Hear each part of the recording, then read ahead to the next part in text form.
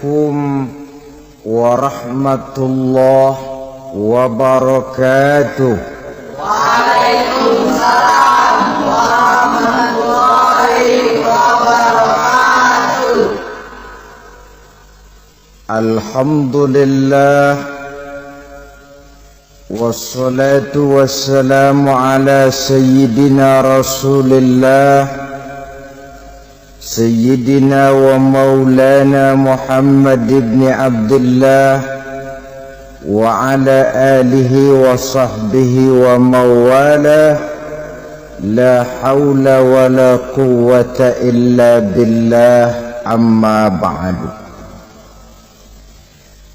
Bapak-bapak, ibu-ibu, saudara-saudara kaum muslimin rahimakumullah. Pada pertemuan yang lalu sudah saya jelaskan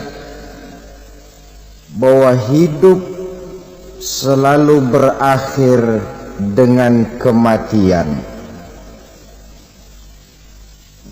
Apabila datang kematian menimpa seseorang, datanglah kiamat baginya. Itu yang disebut dengan kiamat kecil. Hakikatnya mati adalah perpindahan dari kehidupan di dunia ini menuju kehidupan di alam barzakh. Menunggu kita di alam barzakh sampai datangnya saat kiamat, entah 10 tahun, entah 100 tahun, entah 1000 tahun, hanya Allah saja yang maha tahu. Adapun orang-orang beriman yang melakukan amal kebajikan dalam kehidupan di dunia ini, masa penantian yang lama di alam barzakh buat mereka sebentar saja. Tetapi bagi orang-orang kafir yang ingkar, yang tidak beriman kepada Allah, yang hidup di dunia cuma menumpuk-numpuk dosa, tentu penantian di alam barzakh akan merupakan waktu yang sangat lama. Bukankah dalam kehidupan kita waktu itu memang relatif? Contoh misalnya, bagi pemuda-pemudi yang sedang duduk asyik memadu cinta, waktu 4-5 jam saja rasanya cuma 4-5 menit. Tenggelam oleh keasikan. Tapi buat orang yang berbaring di rumah sakit, meratap di balik-balik apa itu tembok derita kata lagu, di balik dinding-dinding penjara, sehari bagai seminggu, seminggu rasa sebulan, sebulan boleh jadi rasa setahun. Penantian yang sangat lama.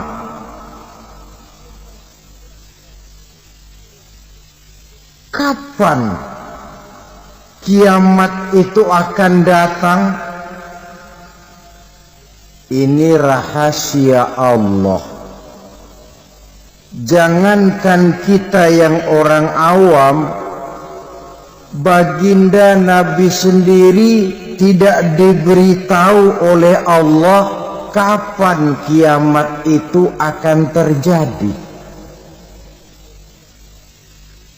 Tetapi sungguh pun demikian, banyak hadis-hadis yang menjelaskan ciri atau tanda-tanda datangnya kiamat. Nah, kalau sudah bicara soal tanda kiamat itu ada dua. Pertama yang disebut alamatus sughra, tanda-tanda kecil.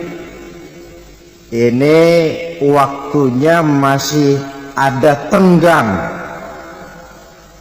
Ada yang dinamakan alamatul kubra, tanda-tanda besar. Artinya kiamat sudah diambang pintu. Apa tanda-tanda kecil dari datangnya hari kiamat itu? Misalnya kata Nabi, apabila ilmu sudah diangkat oleh Allah, artinya apabila ulama sudah banyak wafat, minat orang belajar agama berkurang, lalu kebodohan nampak merajalela di mana-mana, zina dikerjakan secara terbuka, minuman keras jadi kebanggaan. Itu termasuk di antara tanda-tanda kecil terjadinya hari kiamat. Apalagi misalnya iza waladatil ammatu rabbataha, apabila budak sudah melahirkan tuan. Apa maksudnya? Ada yang mentafsirkan apabila anak sudah bisa membudaki orang tuanya. Orang tua yang melahirkan dia, yang membesarkan dia, demi setelah si anak besar jadi orang berpangkat, bertitel, berharta, berkedudukan, jadilah orang tua itu budaknya. Sehingga sering dibilang kalau orang tua kaya, anak jadi raja. Tapi kalau anak yang kaya, orang tua sering jadi budak. Apalagi munculnya fitnah yang bergelombang, timbul perang antara dua bangsa yang besar, waktu berjalan terasa sangat pendek sekali. Itu merupakan tanda di antara tanda-tanda kiamat. Termasuk di dalamnya sulit membedakan mana laki, mana perempuan. Kan kalau tanda-tanda kayak begini sekarang sudah banyak kita lihat kan. Ulama banyak wafat, penggantinya sulit. Zina dikerjakan berterang-terangan, minuman keras jadi kebanggaan, banyak anak membudaki orang tuanya, sulit membedakan mana laki mana perempuan. Kadang-kadang dari belakang kita lihat perempuan bener, begitu kita colek nengok jenggotan.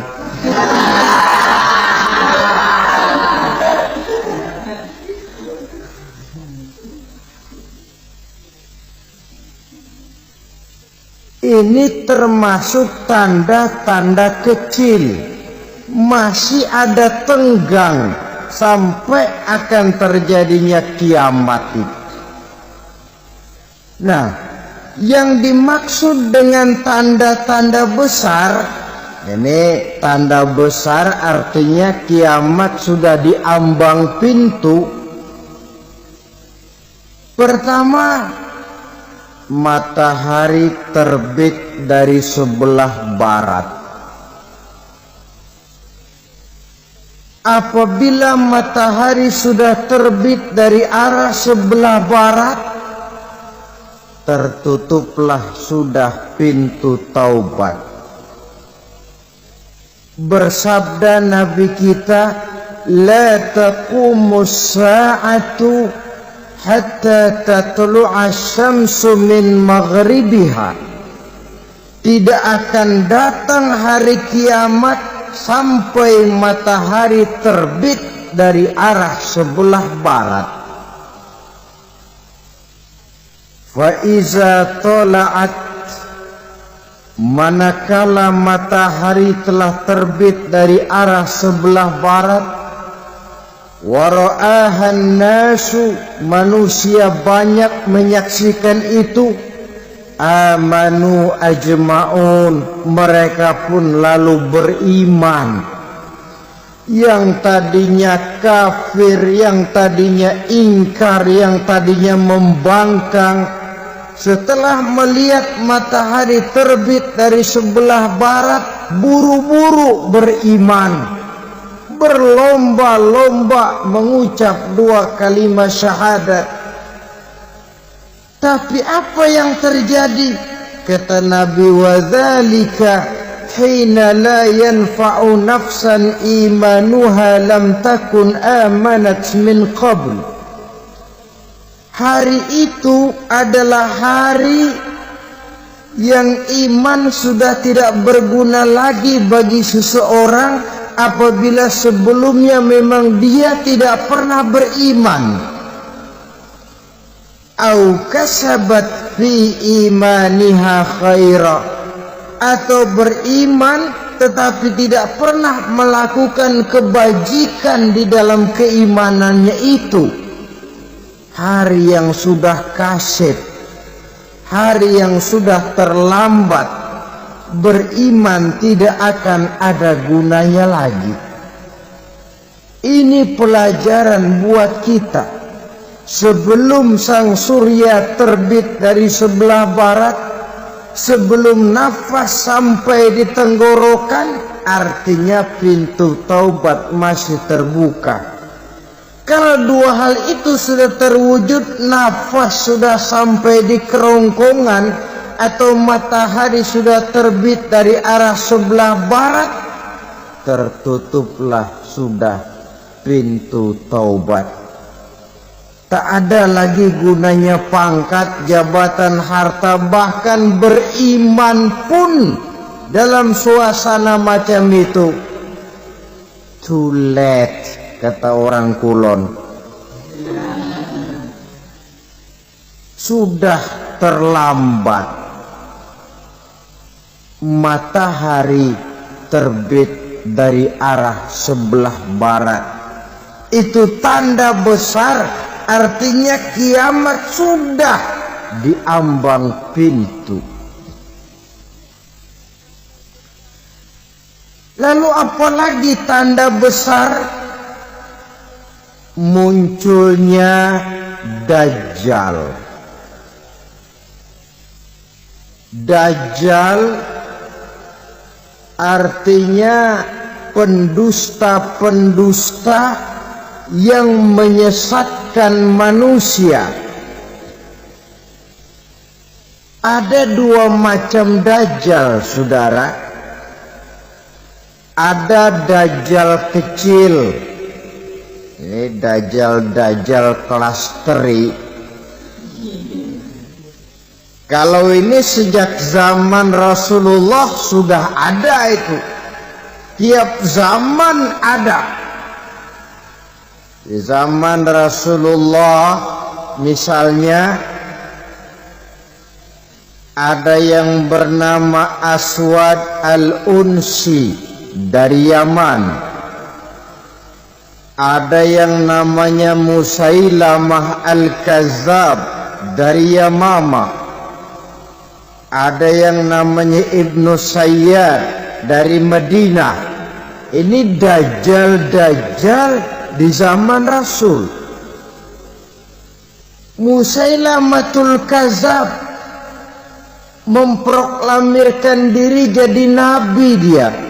Di zaman Rasul masih hidup. Ini dajjal zaman Nabi.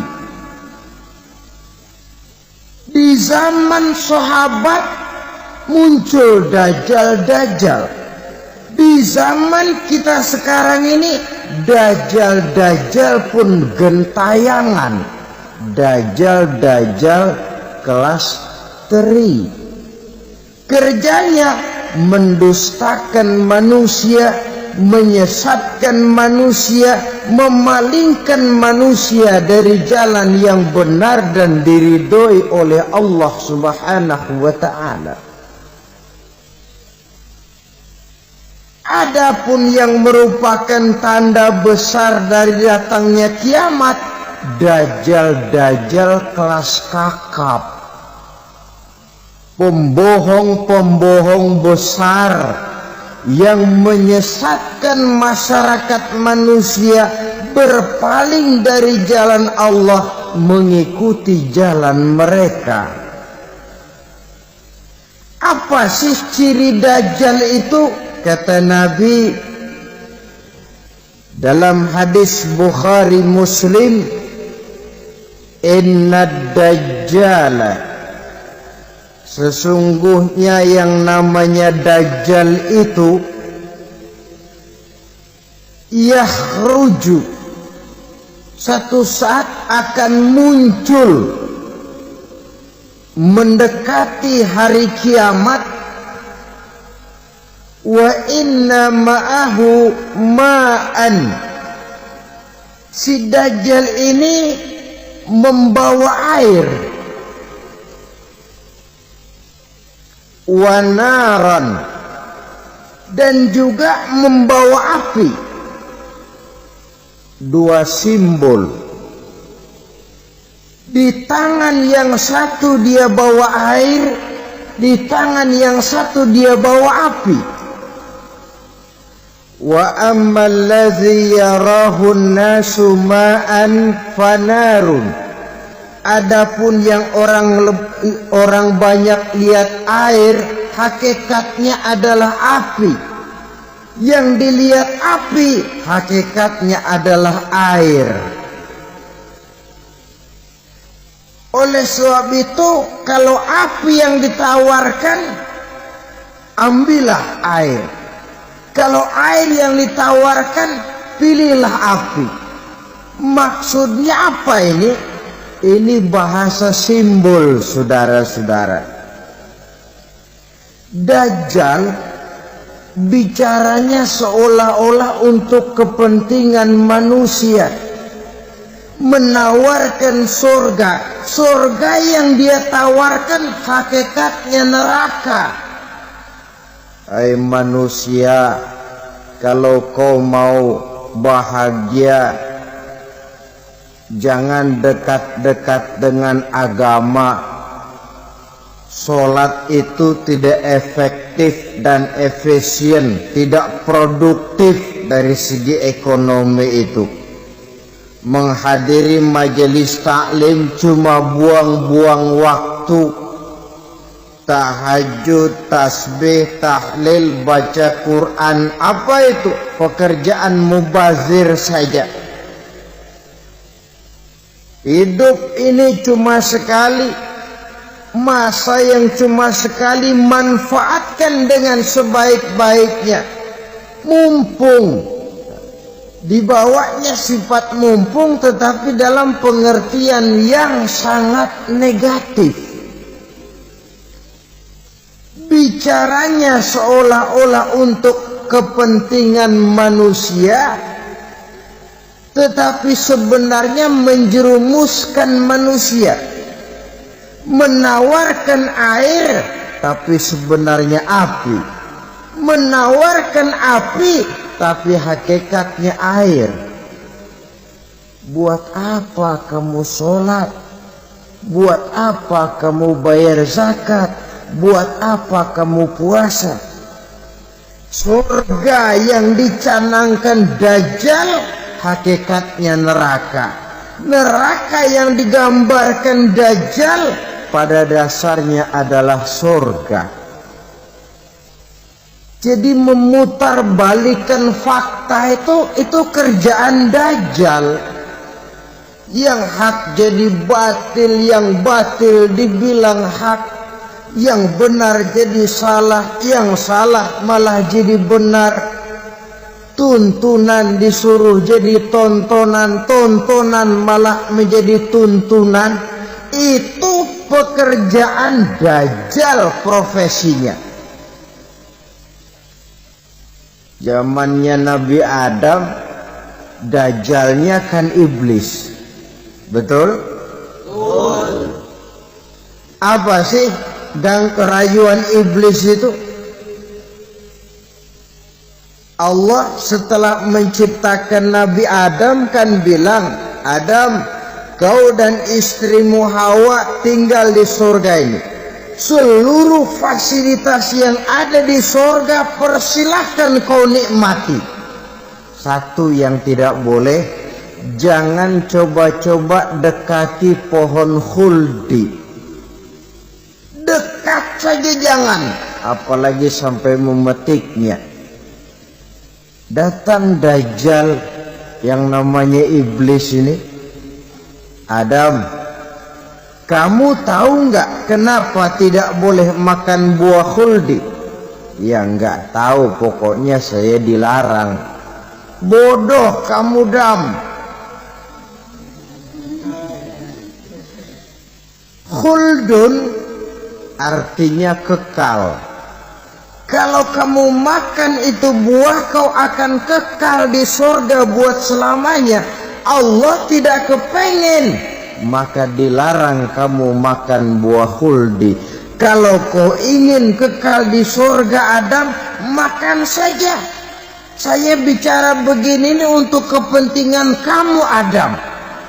Ini kan ciri-ciri Dajjal. Bicaranya sih seolah-olah untuk kepentingan Nabi Adam. Hakikat sebenarnya menjerumuskan Nabi Adam supaya ingkar dan melanggar larangan dari Allah Subhanahu wa ta'ala. Jadi setelah muncul Dajjal, timbul kekacauan-kekacauan di masyarakat. Banyak yang terpengaruh, terpedaya dan terpesona. Termasuk mereka yang memproklamirkan diri jadi nabi. Mereka yang memproklamirkan diri jadi rasul di zaman sesudah Rasulullah wafat. Itu adalah Dajjal.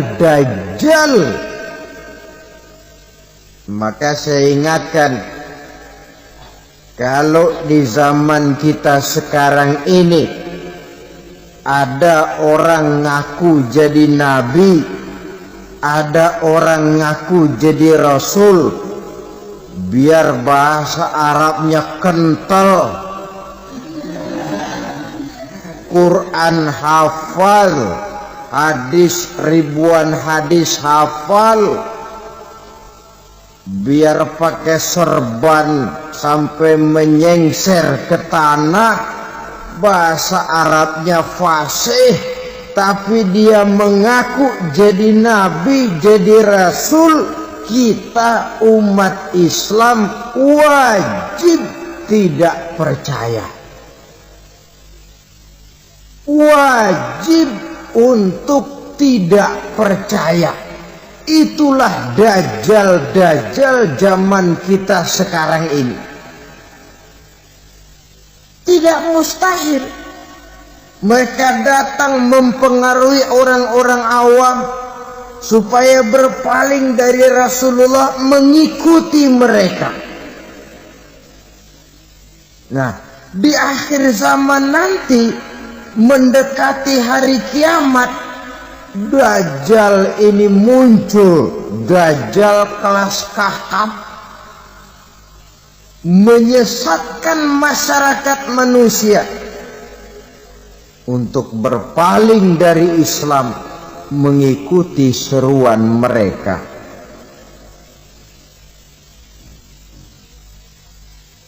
Apalagi di antara datangnya kiamat itu, tanda yang besar itu, turunnya Nabiullah Isa Al-Masih putra Maryam. Menurut berbagai hadis yang sahih, Nabi Isa Al-Masih nanti akan turun lagi.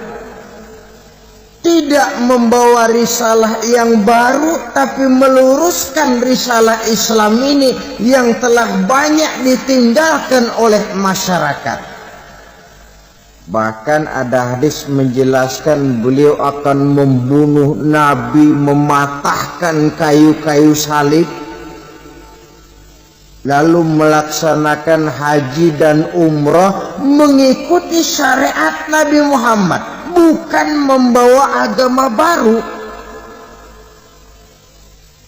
Menjadi semacam mujaddid, reformer, menyelamatkan manusia dari bisikan Dajjal. Bahkan ada riwayat yang menjelaskan bahwa Nabi Isa berhasil mengalahkan Dajjal, mengembalikan masyarakat manusia kembali kepada ajaran Islam yang datang dari Allah, dibawa oleh Rasulullah sallallahu alaihi wasallam. Dengan kata lain, turunnya Nabi Isa bukan sebagai nabi dan rasul baru, tetapi mengikuti syariat Nabi kita Muhammad sallallahu alaihi wasallam. Saudara hadirin, ibu-ibu hadirat yang saya hormati, kemudian apalagi di antara tanda-tanda besar akan datangnya kiamat itu? Keluarnya asap atau awan. Kata Nabi, inna min asrati sa'ah dukhanan yamla'u ma bainal masyriqi wal maghrib. Di antara tanda-tanda kiamat, munculnya awan atau asap yang memenuhi antara langit dan bumi. Ini pun diperkuat dalam surah Ad-Dukhan ayat 10. Fartaqib yawma ta'ti as-sama' bidukhanin mubin fayughshan nas hadza azabun alim. Bagi orang-orang yang beriman, mereka biasa-biasa saja. Tapi bagi orang kufur, datangnya asap dan awan ini merupakan azab yang kelewat pedih. Barangkali sedikit mendekati gambaran tentang azab yang pedih ini, saya ingatkan alam pikiran kita kepada peristiwa yang belum lama terjadi. Pernah dengar berita bocornya reaktor nuklir di Chernobyl, Uni Soviet? Pernah dengar? Bocornya reaktor nuklir di Chernobyl yang mengakibatkan ratusan bahkan sangat mungkin ribuan nyawa. Cuma satu reaktor. Bagaimana kalau seluruh cadangan nuklir yang dimiliki oleh para negara adik kuasa ini diledakkan? Bahkan yang konon menurut catatan cadangan nuklir yang dimiliki bersama oleh Amerika dan Rusia sekarang ini sudah sanggup memusnahkan 6 miliar manusia, 1,5 kali lebih banyak dari jumlah manusia yang nongkrong di permukaan bumi ini. Saudara-saudara hadirin yang saya hormati, lalu saat mendekati hari kiamat, apalagi tandanya setelah Nabi Isa wafat pada saat turunnya yang kedua kali, lalu Allah meniupkan angin sejuk. Semua orang-orang beriman, orang-orang baik wafat, sehingga penghuni bumi ini cuma tinggal lagi terdiri dari orang-orang kafir. Tidak ada lagi di bumi ini yang bisa mengucapkan Allah. Sehingga dalam hadis qudsi itu ada keterangan, Innallaha azza wa jalla yaqulu li Israfil. Allah pernah pesan kepada malaikat Israfil. Kata Allah, Israfil, Iza sami'ta qailan yaqul Allah Allah fa akhirin nafakh 40 sanatan ikraman liqailiha. Hai Israfil, apabila kau dengar di permukaan bumi masih banyak orang yang mengucapkan Allah Allah,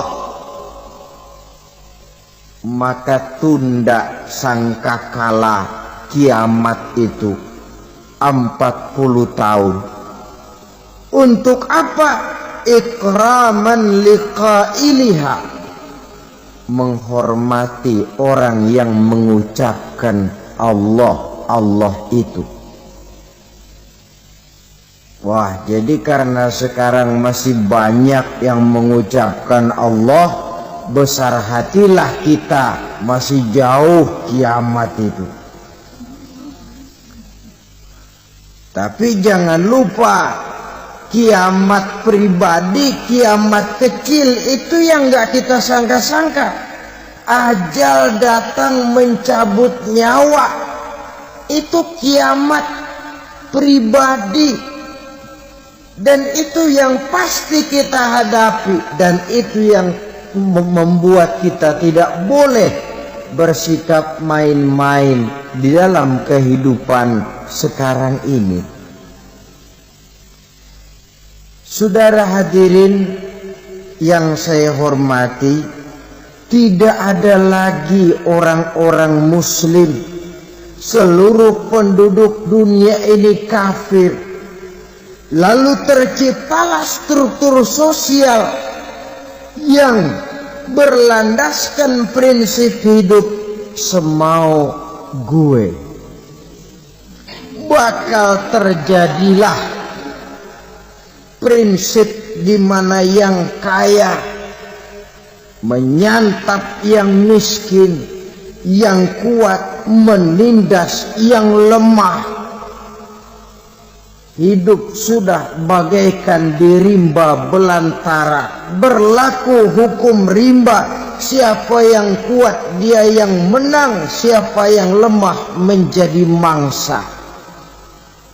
Timbul kekacauan, maksiat merajalela, munkarat menjadi jadi, sehingga isi bumi ini penuh dengan segala macam perbuatan dosa. Tidak ada perlunya lagi alam diperpanjang temponya.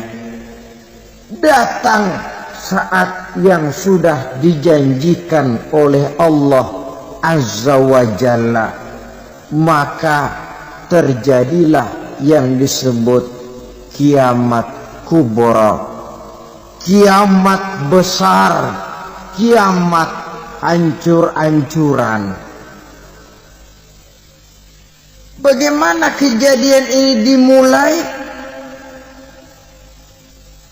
Dalam surah Az-Zumar ayat 68, Allah Subhanahu wa ta'ala berfirman, wa nufikha fis suri fasa'iqa man fis samawati wa man fil ardi illa man sya'allahu. Maka manakala ditiuplah sangkakala, terkejutlah seluruh yang ada di langit dan seluruh yang ada di bumi.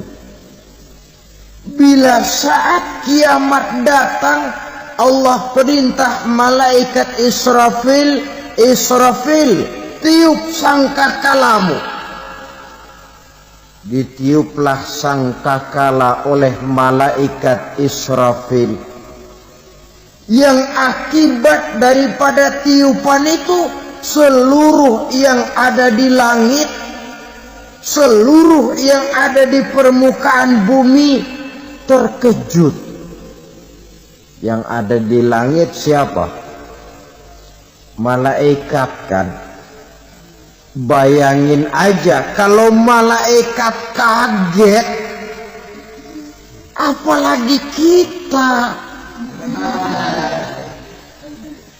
Terkejut seluruh makhluk yang ada di bumi, yang ada di langit mendengar suara sangkakala itu.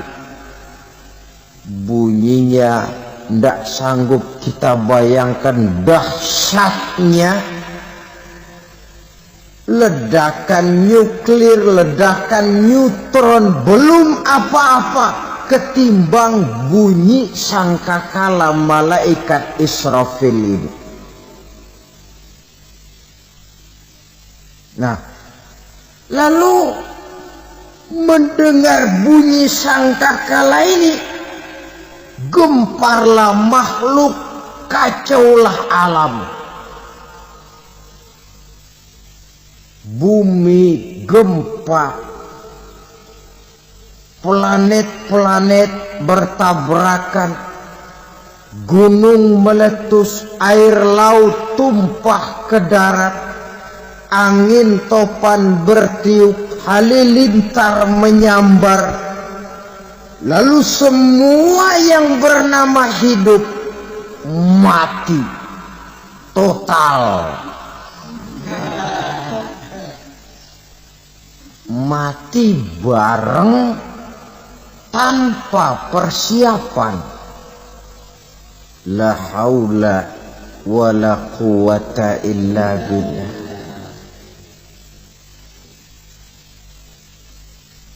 Saya kadang-kadang dalam tafakur bermohon, ya Allah, mudah-mudahan saya enggak nemuin kiamat beneran.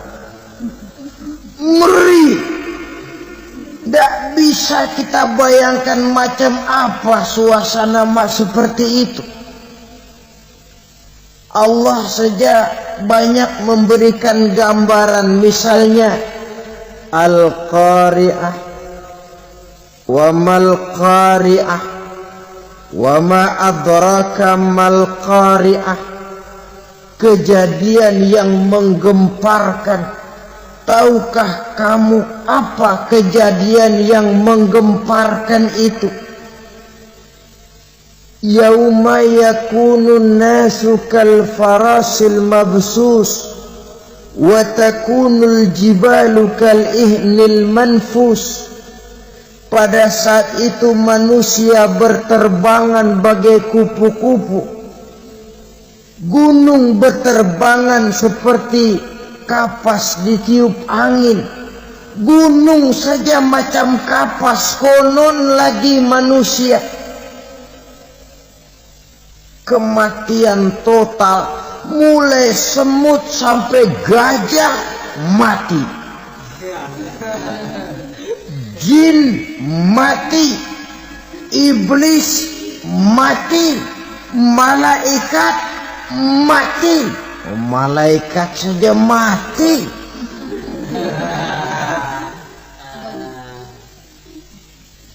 Saudara hadirin yang saya hormati, kematian total yang tanpa persiapan. Orang bilang, Pak, kalau mati bareng begitu yang repot malaikat maut dong ya.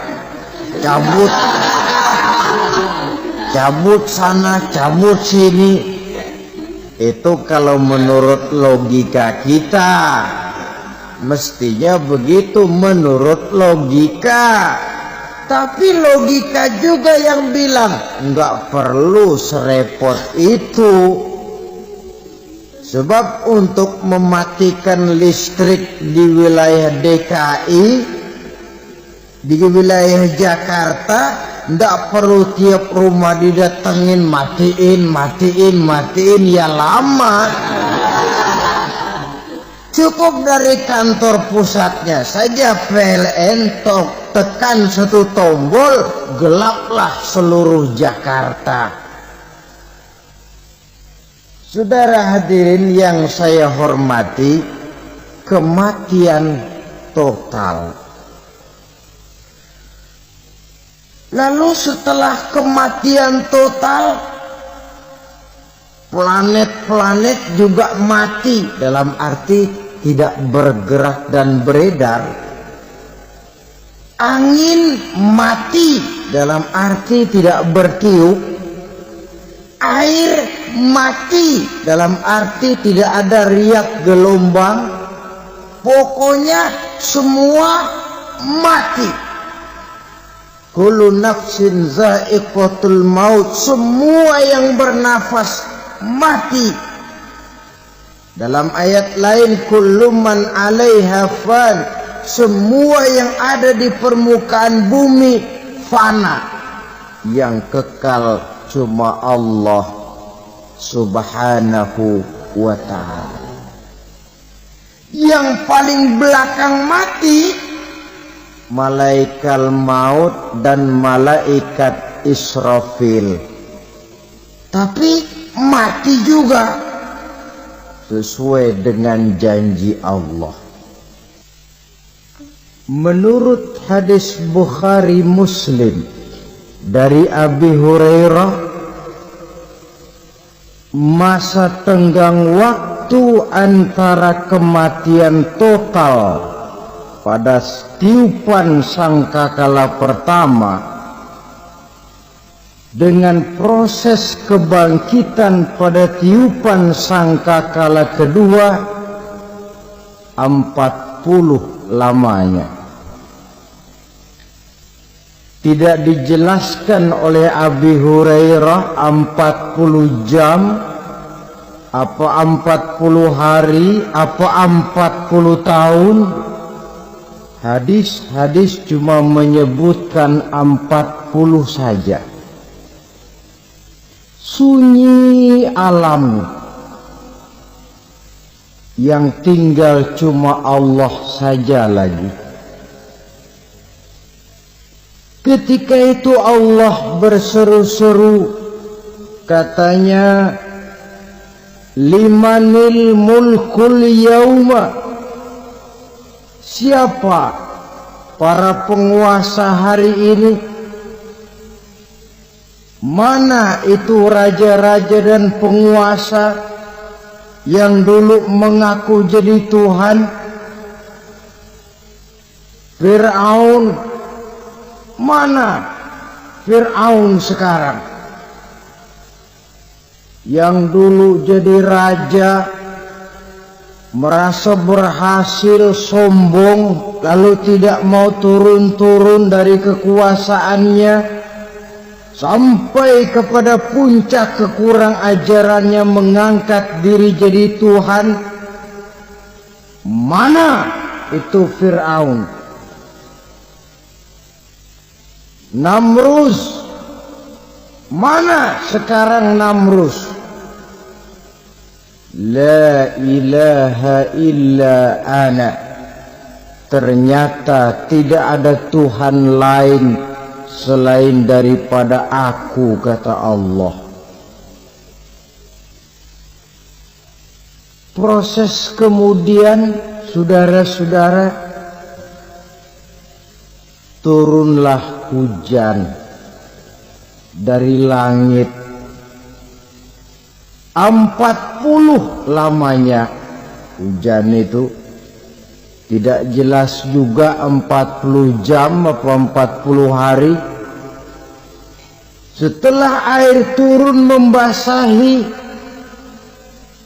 datanglah tiupan sangkakala yang kedua. Semua yang bernama mati bangkit dari kuburnya masing-masing. Ini yang disebut Yaumul Ba'thi, hari kebangkitan.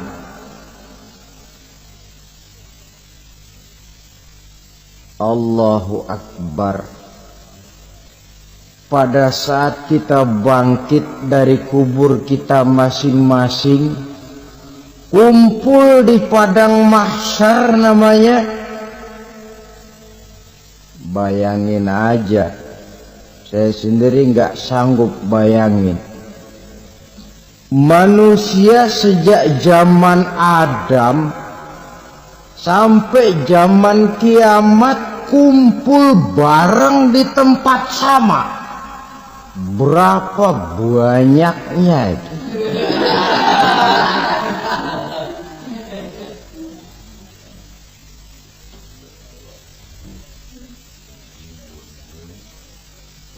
Dan yang luar biasa, menurut satu riwayat, pada saat bangkit itu, Masya Allah,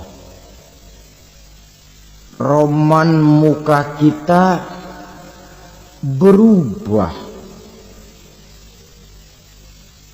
disesuaikan dengan amalan kita waktu di dunia ini. Barang siapa yang waktu di dunia amalannya itu amalan tikus, di akhirat nanti dia bangkit dari kubur, mukanya seperti muka tikus.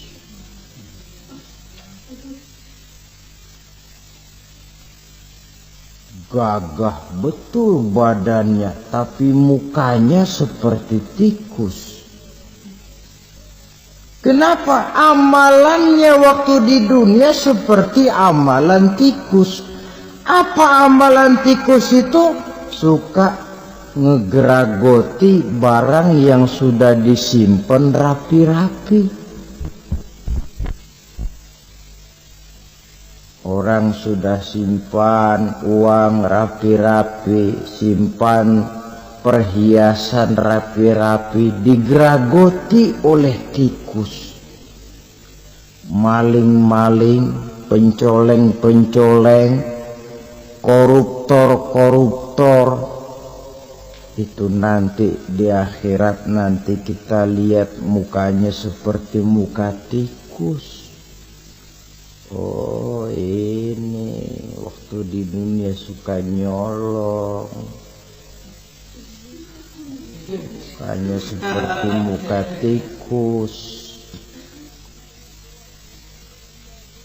Barang siapa yang waktu di dunia ini amalannya itu amalan macan, dia akan bangkit nanti mukanya seperti muka macan. Apa amalan macan? Macan itu amalannya menang-menangan. Orang yang mau menang saja nggak mau mengalah. Coba lihat di hutan. Kenal hutan nggak?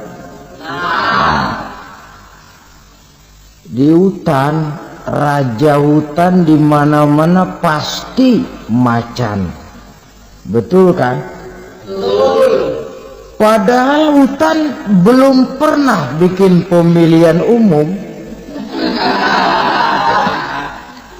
Tapi macan tidak peduli ada pemilihan umum apa tidak, pokok saya raja. Sebab apa? Macan jadi raja itu bukan karena benar, tapi karena kuat jadi raja. Setelah dia jadi raja, rakyat hutan yang mesti dilindungi malah dimakan oleh raja macan. Kambing rakyat hutan dimakan oleh macan. Ayam rakyat hutan dimakan oleh macan. Itu nanti kita lihat di akhirat itu mukanya seperti muka macan, gagah betul. Lalu barang siapa yang di dunia ini amalannya itu seperti amalan anjing, nanti dia punya muka seperti muka anjing. Apa amalan anjing? Pertama, anjing itu kalau disuruh jaga rumah, dia tidak bisa membedakan mana maling, mana tamu. Biar yang datang maling, kalau bawa tulang, anjing kalem.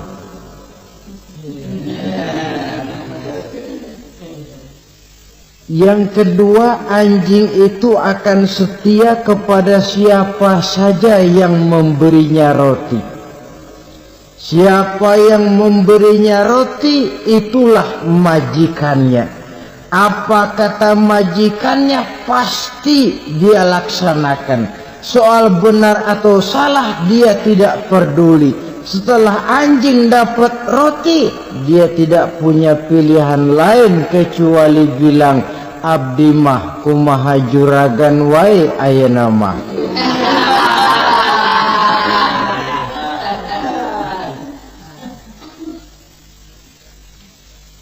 Saudara hadirin yang saya hormati, berkumpul di padang mahsyar, tiap orang sibuk dengan persoalannya masing-masing. Matahari waktu itu didekatkan oleh Allah, panas luar biasa. Ada yang saking panasnya itu mencucurkan peluh keringat sampai sebatas mata kakinya. Ada yang keringatnya sampai sedengkulnya. Ada yang keringatnya sampai sepusatnya.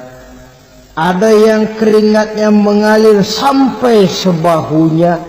Ada yang kelelap oleh keringatnya sendiri, sementara orang di sampingnya enggak apa-apa.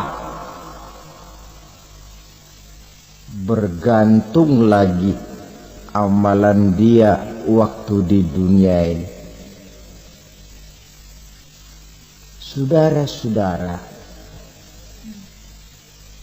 sebagian orang dalam kepanikan padang mahsyar berombong-rombong datang mereka menghadap Nabi Adam. Ya Adam, anta abal bashar. Hai Adam, Tuhan adalah bapak moyang manusia.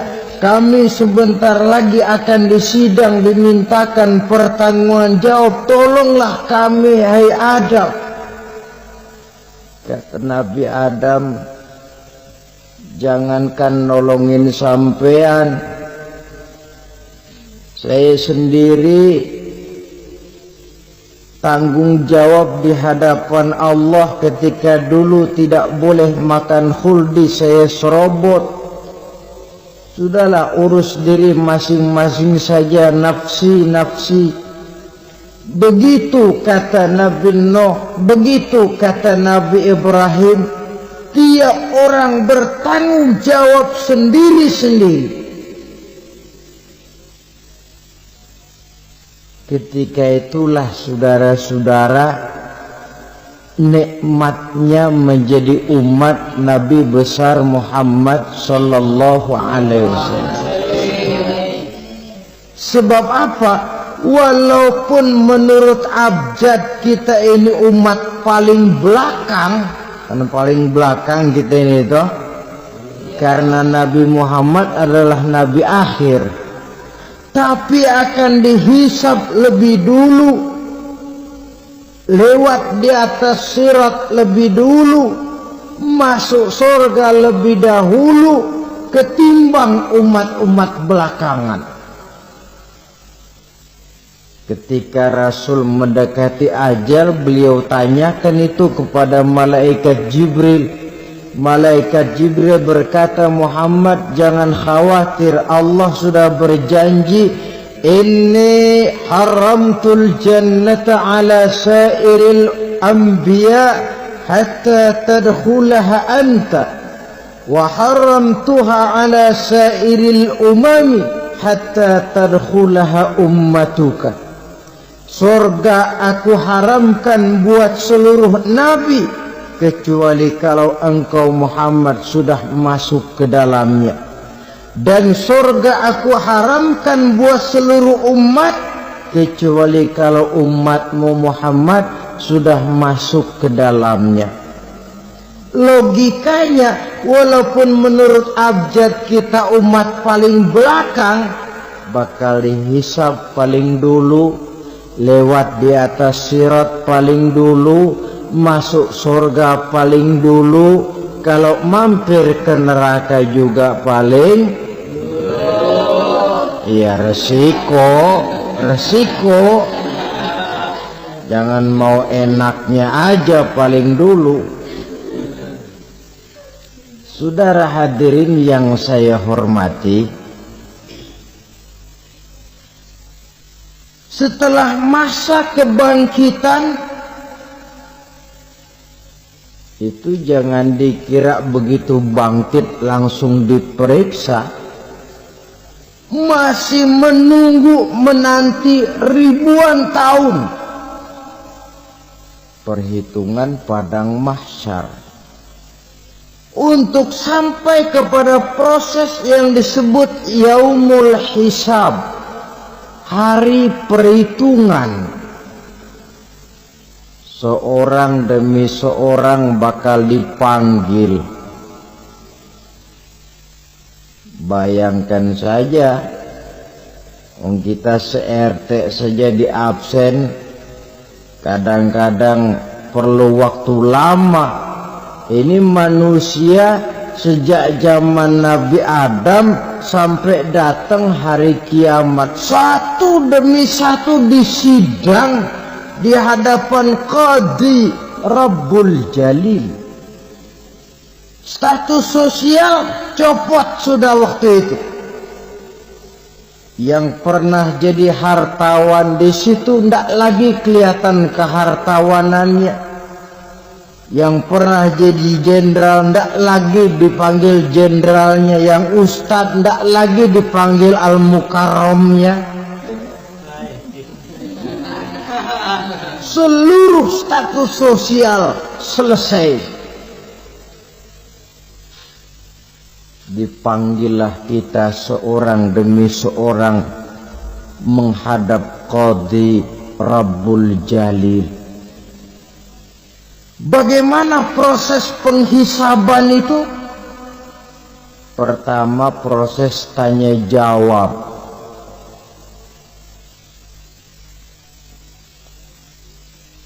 Di antaranya ada hadis menyatakan, lan tazula qadama 'abdin yaumal qiyamah hatta yus'ala an arba'i khisalin.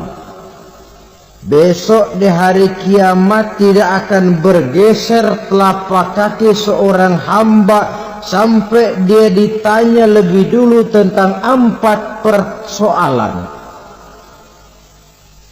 Tentang ilmunya,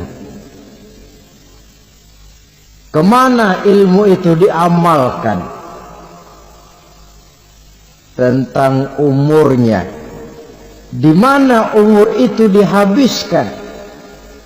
Tentang masa mudanya, kemana masa muda itu dipakai? Tentang hartanya, dari mana harta itu didapat dan kemana harta itu dibelanjakan. Ini termasuk proses tanya jawab. Jadi kalau istilah pengadilan dunia, nama Fulan bin Fulan. Kamu waktu di dunia diberikan umur panjang untuk apa? Pernah mengalami masa muda, kemana kau habiskan masa remajamu? Kau diamanahkan ilmu, dengan apa ilmumu kau amalkan? Kau diberikan harta, dari mana harta kau dapat, kemana kau belanjakan? Tak seorang pun yang bisa mungkir. Sebab apa? Dikala itu yang menjadi saksi bukan orang. Yang menjadi saksi adalah seluruh anggota badan kita. Tangan bicara, kaki jadi saksi terhadap seluruh amalan yang pernah kita kerjakan pada saat kehidupan di alam dunia ini.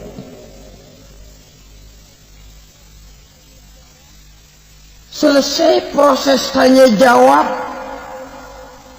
lalu diperlihatkan buku catatan kita waktu hidup di dunia ini. Jangan lupa Allah itu menyiapkan 2 superkomputer kepada kita.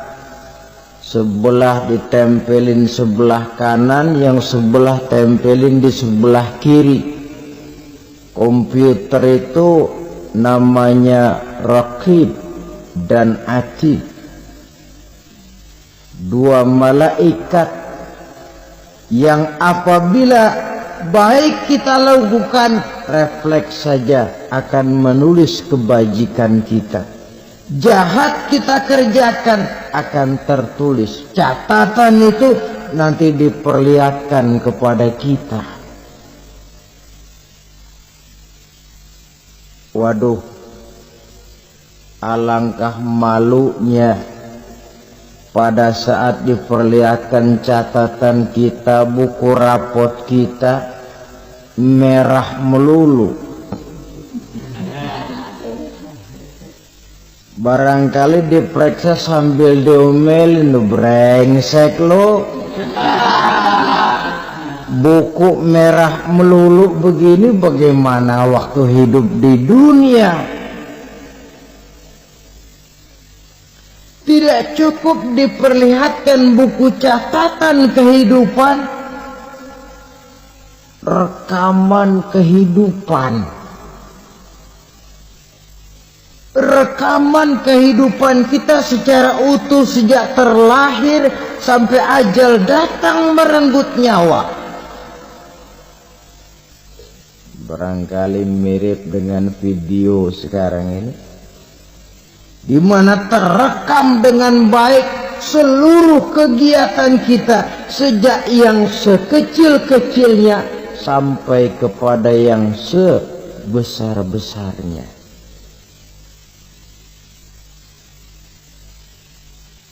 Untuk kemudian kita pun menerima balasan.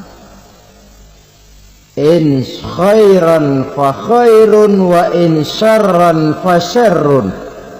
Kalau baik ya baik balasannya, kalau jahat ya jahat juga balasannya. Catatan-catatan kita diberikan. Kalau banyak kebajikannya diberikan di tangan kanan dengan cara yang halus. Kalau banyak kejahatannya diberikan dari sebelah kiri atau dilempar dari belakang. Itulah sebabnya sejak di dunia ini kita sudah mohon kepada Allah. Ketika berwudu membasuh tangan kanan, apa kita bilang? Allahumma a'tini kitabi biyamini wa hasibni hisaban yasira. Ya Allah, berikan saya kitab di tangan kanan, dan kalau saya memang perlu dihisap, hisaplah saya yang seringan-ringannya. Tangan kiri berlindung kita kepada Allah. Jangan sampai diberikan kitab di tangan kiri atau dari arah sebelah belakang. Wa'udzubika an tu'tiya kitabi bishimali au min warai zuhri, dari arah sebelah belakang. Na'udzubillah min dzalik. Setelah selesai lewat proses penghisaban, lewat mizan, timbangan, maka yang sudah selesai dihisab itu bergeraklah menuju sirat, jembatan yang terbentang menuju surga melalui neraka. Saudara-saudara, panjangnya perjalanan sirat itu memakan waktu ratusan tahun. Tetapi orang yang lewat di atas sirat pun macam-macam, bergantung amalannya ketika di dunia ini. Ada yang lewat di atas sirat itu kalbarkil khatib, seperti kilat yang menyambar, lep, sudah sampai dia di surga.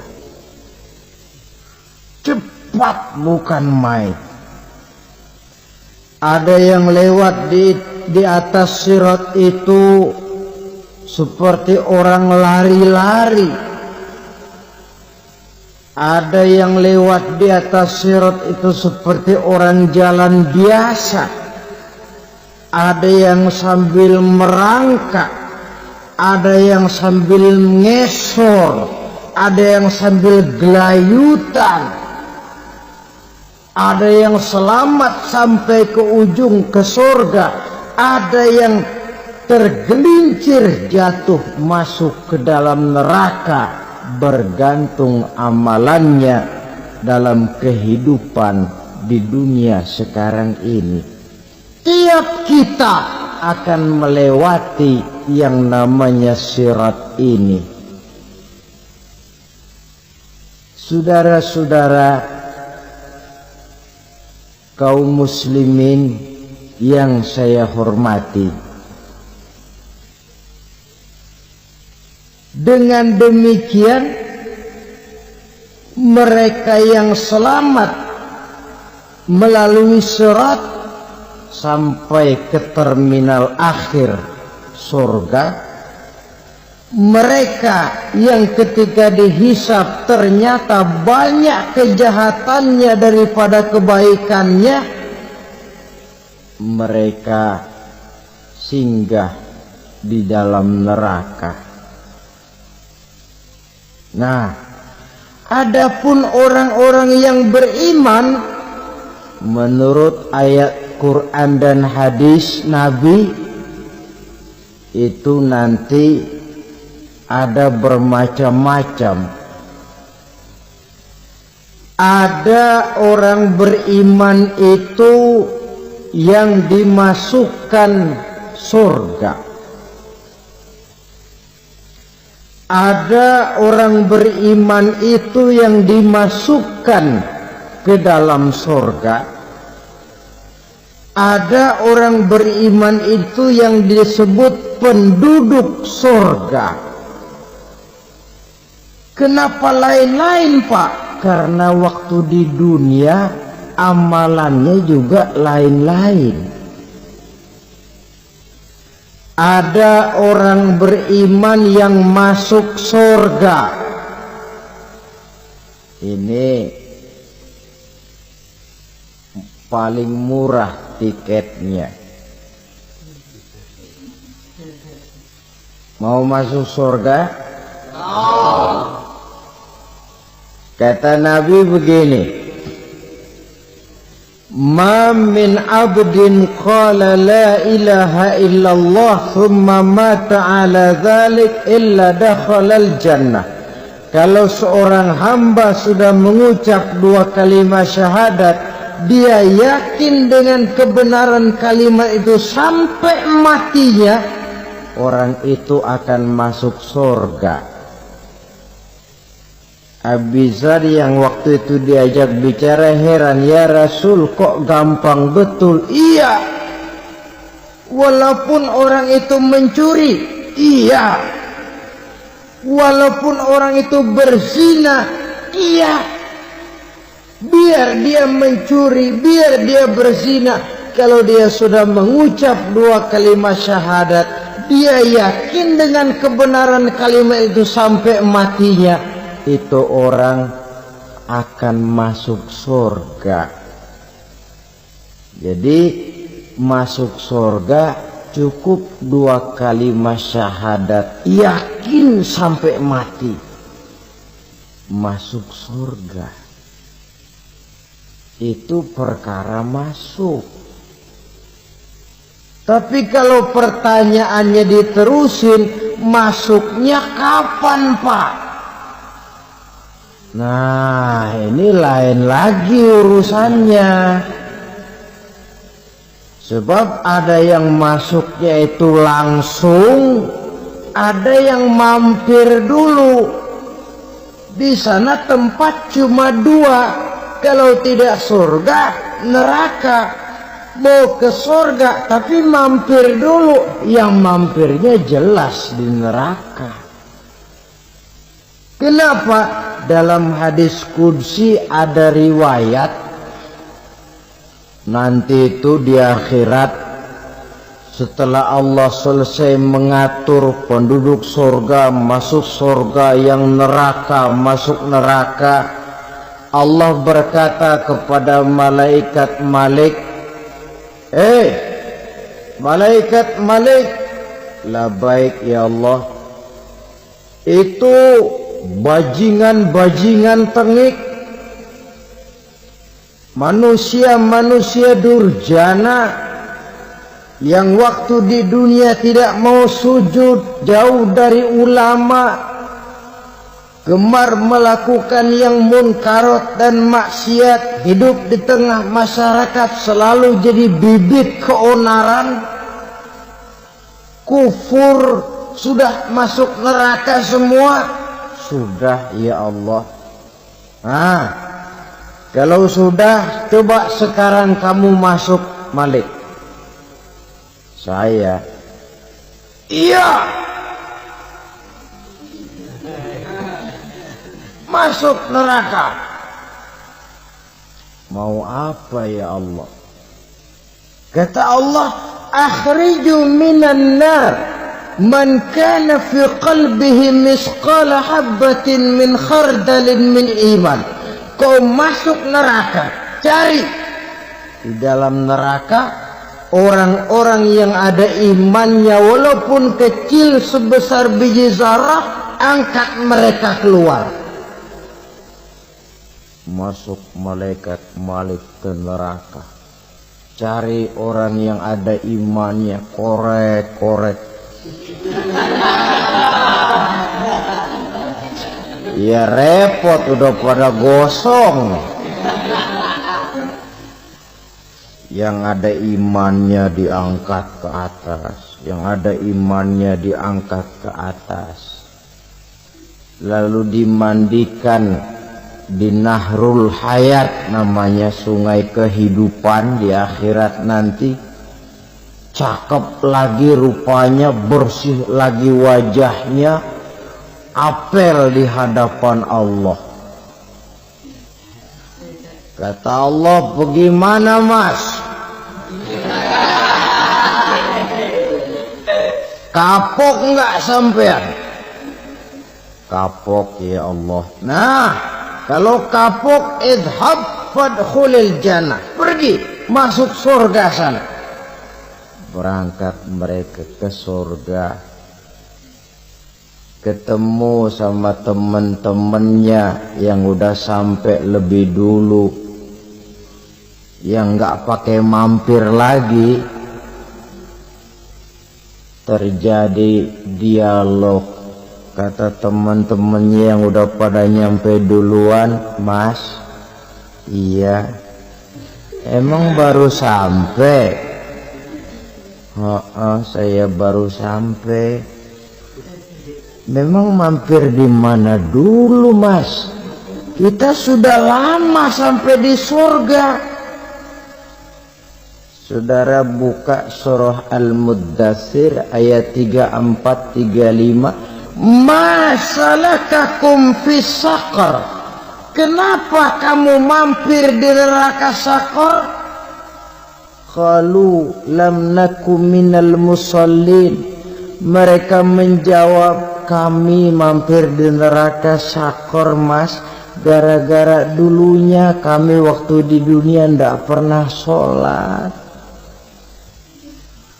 Ndak pernah sholat? Ndak pernah. Kan rumahnya dekat masjid, cuma dekat doang, Mas. Sholat mah enggak saya. Enggak pernah ngasih makan fakir miskin, enggak pernah hadir di majelis taklim, pendeknya enggak pernah melakukan kebajikan. Maka saya pun mampir di neraka Saqar. Untung betul saya punya iman, Mas, sedikit. Waktu hidup di dunia dulu saya pernah mengucap 2 kalimat syahadat. Sekali-kalinya waktu mau kawin. Masya Allah. Untung saja kawin, kalau nggak kawin polos.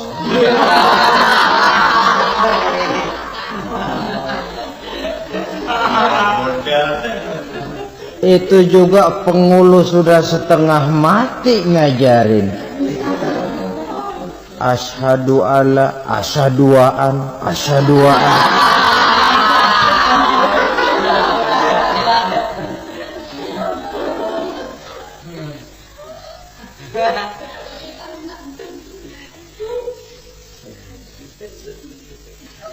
Ini namanya masuk surga, ada mampir dulu.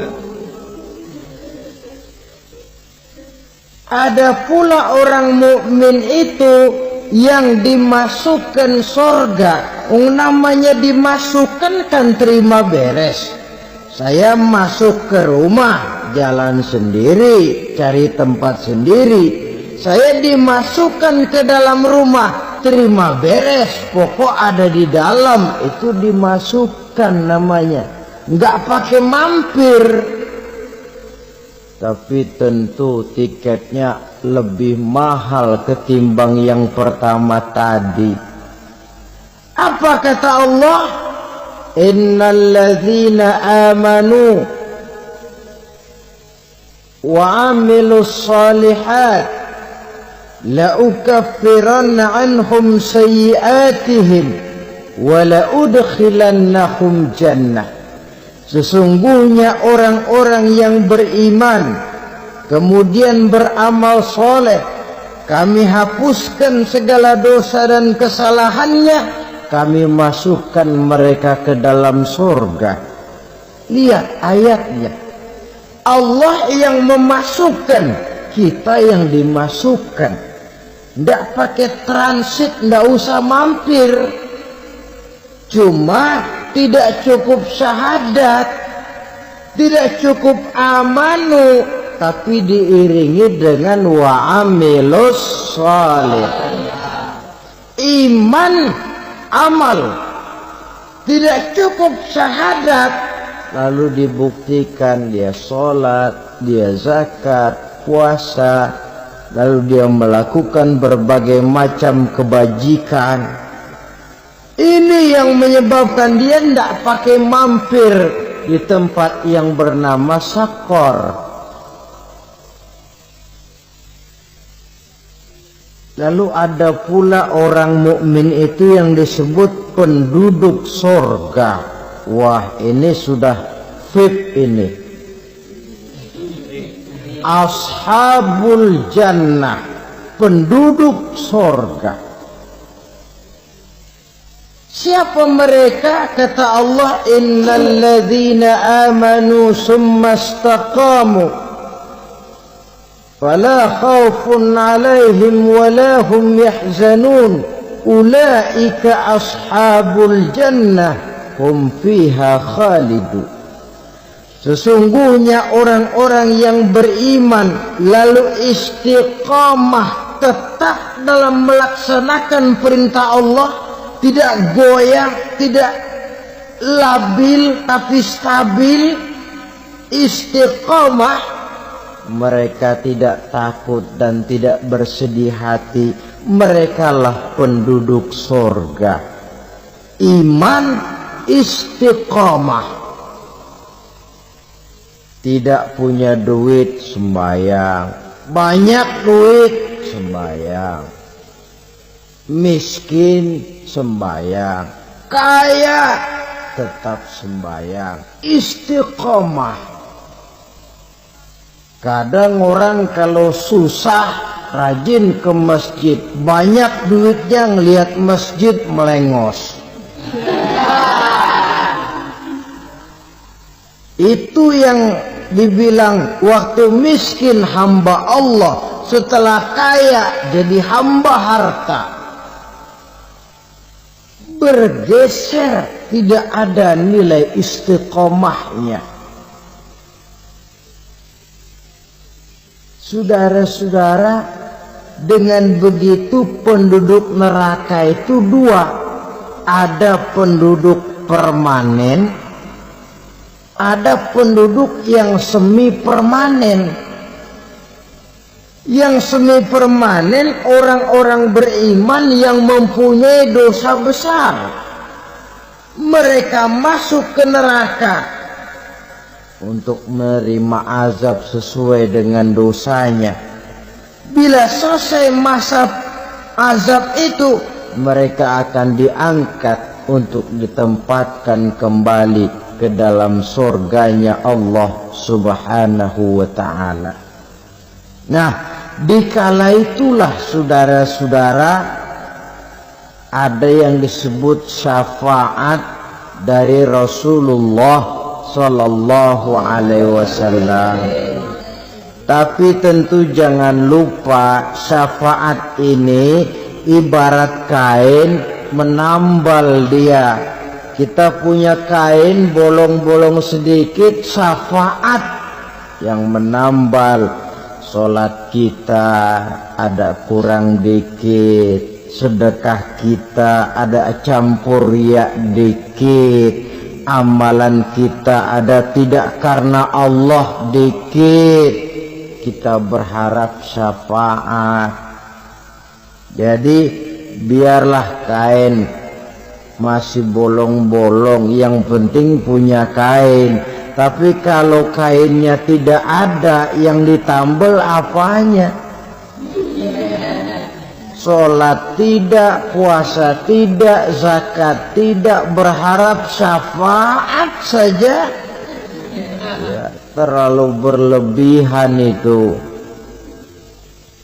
Saudara hadirin yang saya hormati, apabila selesai proses penghisaban, proses penghitungan, maka dikala itulah manusia terbagi dalam dua kelompok besar.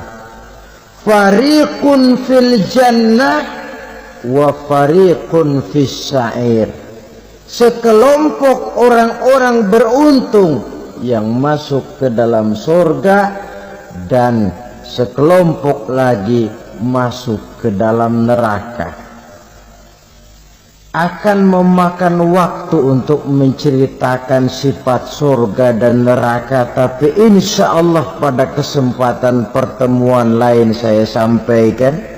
Namun sebagai gambaran umum cukuplah saya sampaikan sebuah hadis qudsi. Allah jelaskan, a'dadtu li'ibadiyas salihin ma la aynun ra'at wa la uzunun sami'at wa la khatara fi qalbil bashar. Aku sediakan buat hamba-hambaku yang soleh, yang tidak pernah terlihat oleh mata, tidak pernah terdengar oleh telinga, dan belum pernah terdetik dalam hati manusia. Jadi kenikmatan surga belum pernah dilihat mata, belum pernah didengar telinga, belum pernah terdetik dalam hati. Pedihnya azab neraka belum pernah terlihat mata, belum pernah terdengar telinga, belum pernah terdetik dalam hati. Saudara hadirin yang saya hormati, oleh karena itu sebagai uraian akhir daripada kiamat ini, marilah sama-sama kita memanfaatkan hidup dengan sebaik-baiknya, supaya jangan timbul penyesalan di hari kemudian nanti. Mudah-mudahan kita seluruhnya diselamatkan Allah dari azab neraka dan mendapat surga dan ridhonya. Sekian dan demikianlah pertemuan kita kali ini. Terima kasih banyak atas segala perhatian. Mohon maaf atas segala kekurangan. Usikum wa nafsi bitaqwallah. Wassalamualaikum warahmatullahi wabarakatuh.